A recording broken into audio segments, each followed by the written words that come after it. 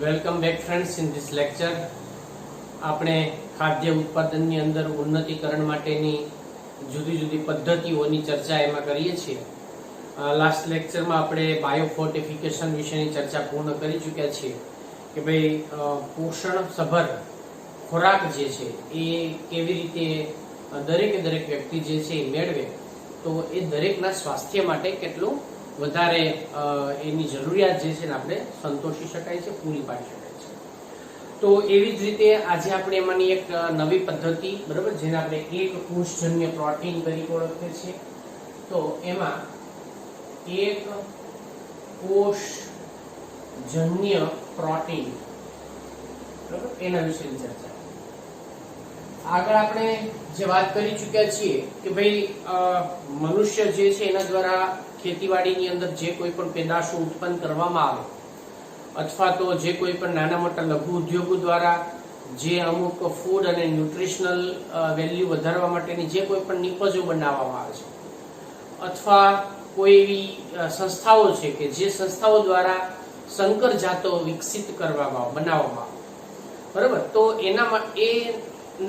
એનો મૂળભૂત હેતુ શું છે? તો કે આપણી પોષણની જે ગુણવત્તા છે એ જળવાઈ રહે એટલા માટે, બરાબર, ખનિજ પોષક તત્વો જળવાઈ રહે એટલા માટે, કુપોષણનો શિકાર લોકો ઓછા બને એટલા માટે.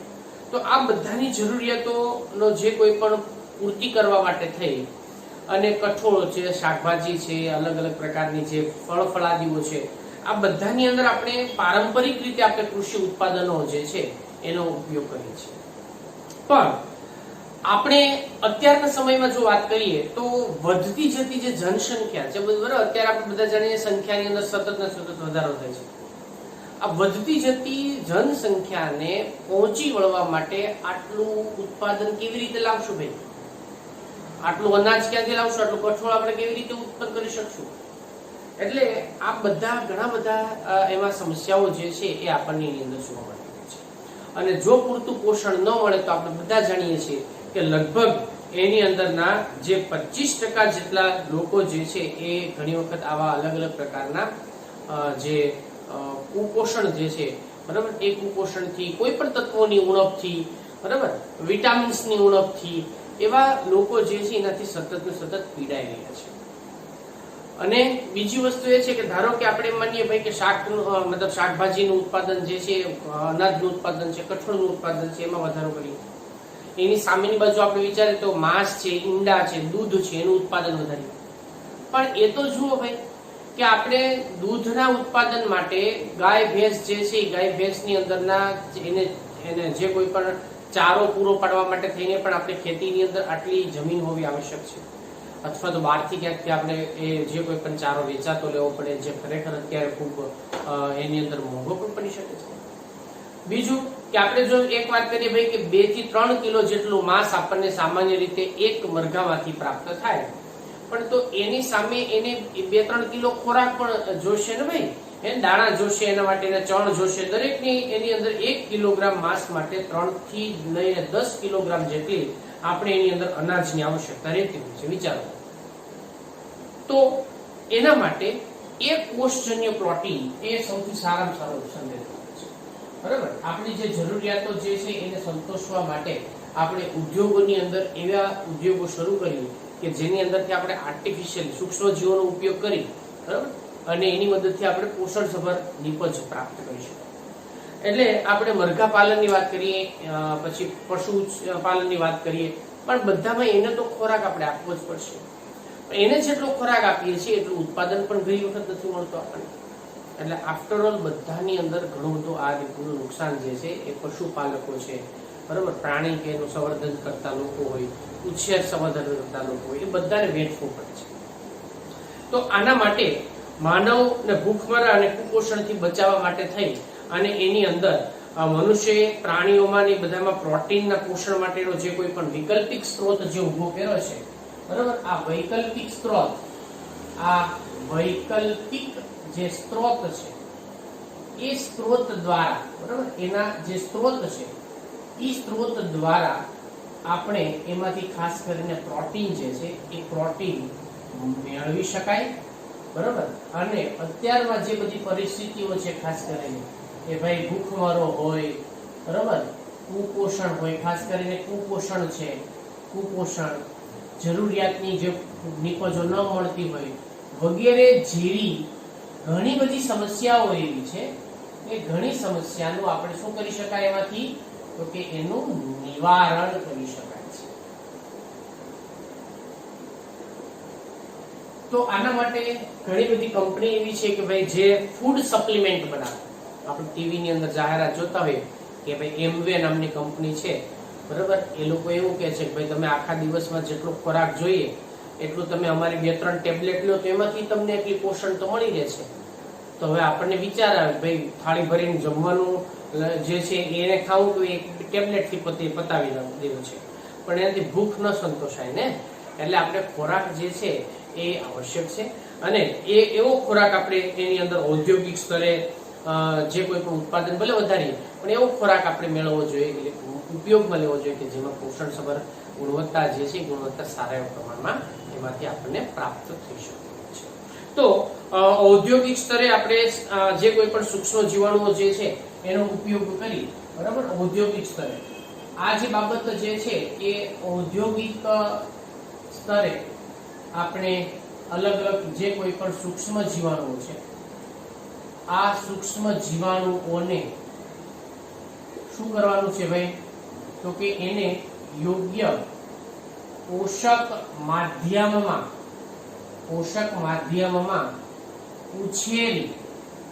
ઉછેરી અને નિપજો પ્રાપ્ત કરી શકાય છે. બરાબર, તો અહીંયા આપણે એને યોગ્ય જે પોષક માધ્યમ છે એની અંદર ઉછેરવામાં આવે છે. જેમ કે આપણે નીલહરિત લીલની વાત કરીએ, સ્પાઇરુલિના, તમે બધાએ નામ સાંભળ્યું છે, બરાબર, નીલહરિત લીલ જેનું નામ છે સ્પાઇરુલિના. આ નીલહરિત લીલ છે, જેને આપણે સામાન્ય રીતે બટાટાના જે પ્રોસેસિંગ પ્લાન્ટ હોય, બરાબર, એમાંથી જે સ્ટાર્ચ મળે એની અંદર પણ ઉછેરી શકાય. એટલે સ્પાઇરુલિનાનો ઉછેર કેવી રીતે કરી શકાય ભાઈ, તો કે બટાટાના જે કોઈ પણ પ્રોસેસિંગ જે એનો યુનિટ છે, પ્લાન્ટ છે, બરાબર, એ પ્લાન્ટમાંથી આપણને સ્ટાર્ચ પ્રાપ્ત થાય, સ્ટાર્ચ મળે. આ સ્ટાર્ચનો આપણે ઉપયોગ કરી શકાય. આ સિવાય ઘણી બધી અલગ અલગ પ્રકારની ઘાસની સળીઓ હોય, મોલાસીસ હોય, બરાબર. આ ઉપરાંત એમાં ઘાસ જે છે ઘાસની સળીઓને ભેજવાળી કરીને પણ ઉછેરી શકાય છે. ઘાસની સળીઓ છે. મોલાસીસ જે છે એ ક્યાંથી મળે ભાઈ, શું છે, તો આપણે જે ખાંડ બનાવી, ખાંડના જે કારખાના હોય ને, ખાંડના કારખાના, એમાંથી ગોળમાંથી ખાંડ બનાવવાની સાથે એક નિપજ મળે છે, એને મોલાસીસ.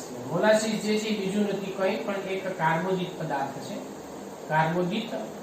છે, બરાબર. એના ઉપર પણ આપણે એનો ઉછેર જે છે કરી શકાય છે. આ સિવાય ઘણા જે છે એ સુએઝના પાણીની ઉપર પણ, એટલે કે ગટરના પાણી ઉપર પણ ઉછેરી શકે છે, બરાબર. તો પછી પ્રશ્ન એ થાય ગટરના પાણીમાં ઉછેરીએ તો એમાં પણ ઉછેરી શકાય. તો એમાંથી ઉત્પન્ન થતી નિપજ કેવી રીતે ખાવી, એ પ્રશ્ન થાય ને આપણને ભાઈ. ગટરના પાણીમાં આપણે ઉછેરી કેમ કરવું?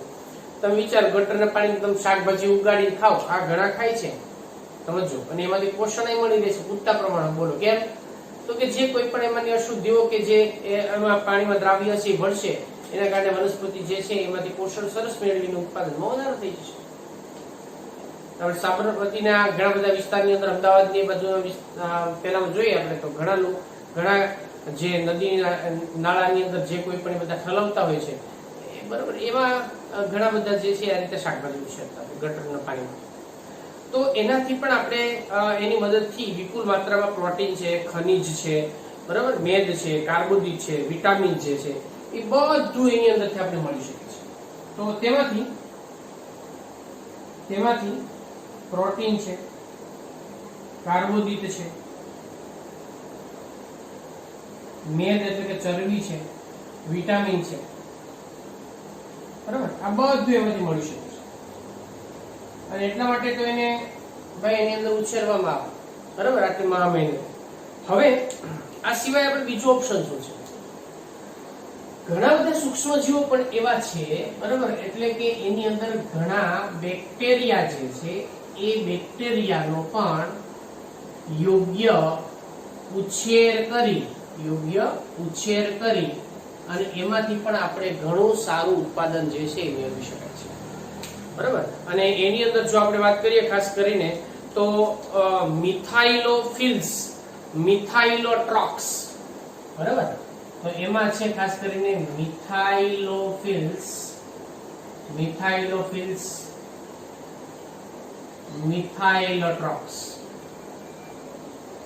આ મિથાઇલોટ્રોક્સ જે છે બેક્ટેરિયા છે,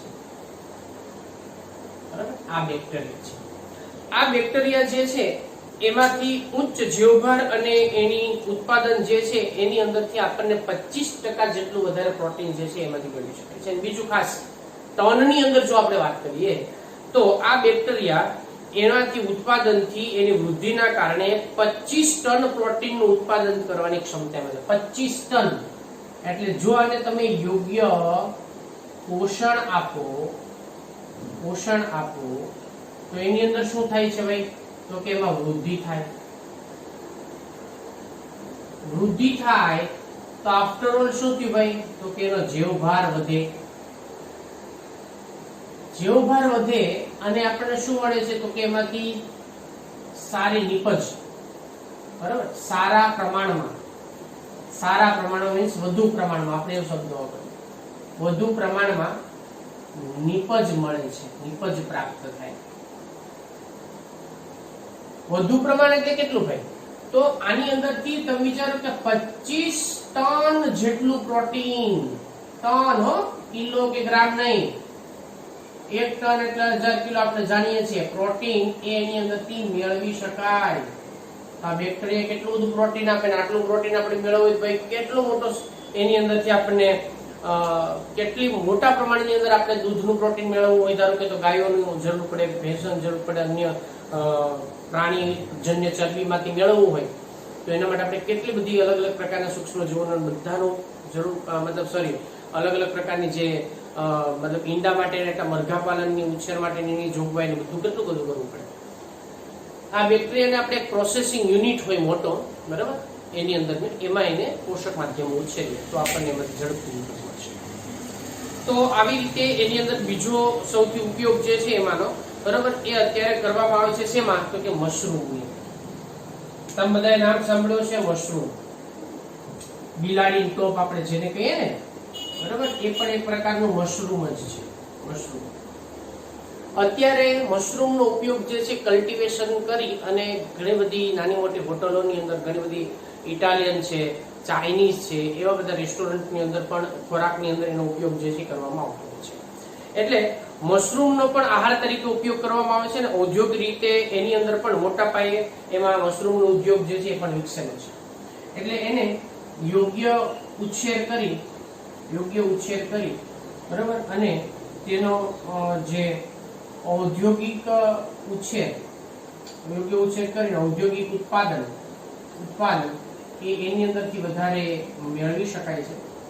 ખાસ કરીને મશરૂમ જે છે, બરાબર, જેમાં પ્રોટીનનું પ્રમાણ જે છે, બરાબર, એ આ સિવાય અલગ અલગ પ્રકારના જે ખનિજ તત્વો છે અને વિટામિન, બરાબર, આ બધી વસ્તુ એમાંથી આપણને વધારે માત્રામાં મળે છે, વધારે માત્રામાં પ્રાપ્ત થાય છે. એટલે ઘણા લોકો જે છે એ મશરૂમની ખેતી પણ કરે છે અત્યારે, બરાબર, એને એમાંથી પણ સારું ઉત્પાદન જે છે એની અંદરથી એ મેળવી શકે છે. કેમ કે એનો ઉપયોગ જે છે ઘણી બધી જે અલગ અલગ પ્રકારના જે ઉદ્યોગો હોય ને, ખાસ કરીને ફૂડ સાથે સંકળાયેલા, ઘણા લોકો જે છે મશરૂમની ડીશ નો પણ સીધો ભેળ કેમ બનાવે એ રીતે બનાવી ઉપયોગ કરતા હોય છે, બરાબર. અને આપણે પીઝાની અંદર પણ એમાં મશરૂમ હોય છે. ચાઇનીઝ કેટલીક પ્રોડક્ટ એવી છે કે એની અંદર પણ મશરૂમનો ઉપયોગ કરવામાં આવતો હોય છે, તમે જોજો, બરાબર. ચાઇનીઝ ક્યાંક બનતું હોય તો ત્યાં તમે પૂછજો કે મશરૂમ ની અંદર નાનો બિલાડી ટોપ હોય ને જે, પણ એ બધા ખાવા લાયક નથી હોતા. એમાંની કેટલીક મશરૂમ ઝેરી પણ હોય છે, કેટલીક મશરૂમ જે છે બિનઝેરી પણ હોય છે. આપણે જે મશરૂમનો ઉપયોગ કરવાનો છે, બરાબર, પોષણ માટે, એ બિનઝેરી મશરૂમ છે. તો આવી રીતે આપણે સામાન્ય રીતે વનસ્પતિ અને જે જે કોઈ પણ એમાંના પ્રાણીઓ છે એમાંથી જેટલું પોષણ મેળવીએ એના કરતા વધારે માત્રામાં પોષણ એ આપણે આવા અલગ અલગ પ્રકારના જે સૂક્ષ્મજીવો છે એ સૂક્ષ્મજીવોનો ઉપયોગ કરી અને આપણે એમાંથી સારામાં સારું પોષણ મેળવી શકીએ છીએ. સ્પાઇરુલિનાનો ઉપયોગ તો અવકાશયાત્રીઓ કરતા આપણે આગળના ચેપ્ટરમાં ઘણી બધી વાત તમે યાદ હશે તમને આપણે લીલીની જ્યારે ચર્ચા કરી ત્યારે કે સ્પાઇરુલિના જે છે અવકાશયાત્રીઓ પણ એમાંથી પ્રોટીનના સ્ત્રોત તરીકેનો ઉપયોગ કરતા અને માર્કેટમાં એની પ્રોડક્ટ પણ મળે છે બરાબર પ્રોટીન માટે. એટલે આવી જુદા જુદા પ્રકારની જે બધી જ જે કોઈ પણ આપણી રિક્વાયરમેન્ટ હોય ખોરાકને સંબંધિત તો એ કદાચ વનસ્પતિ કે એની નિપજોમાંથી જો ન મળે, પ્રાણી અને એની નિપજોમાંથી જો આપણે પૂરતી ન મળે તો આપણે આ પ્રકારના જે અન્ય ફૂડ સપ્લિમેન્ટ્સ જે છે એનો પણ ઉપયોગ કરી શકાય છે અને એની મદદથી પણ આપણે ઘણી સારી એવા પ્રમાણની અંદર એનું પ્રોટીન જે છે એ કાર્બોદિત પદાર્થ છે, વિટામિન્સ છે, આયનો છે, આ બધું મેળવી શકાય છે બરાબર. અને અત્યારે આપણા રોજિંદા જીવનમાં એ ખરેખર આવશ્યક છે કેમ કે આપણે ખોરાકની માત્રા એટલી મતલબ આપણે માત્રા તો મળે પણ ગુણવત્તા નથી મળતી, એનું શું કરવું? એટલે એના માટે એક કોષજન્ય પ્રોટીન એ સૌથી સારામાં સારો વિકલ્પ જે છે એની અંદર એ ગણી શકાય છે. તો આ એના વિશેની વાત કરીએ નેક્સ્ટ લેક્ચરમાં આપણે એમાં પેશી સંવર્ધન વિશેની ડિટેલમાં ચર્ચા કરીશું.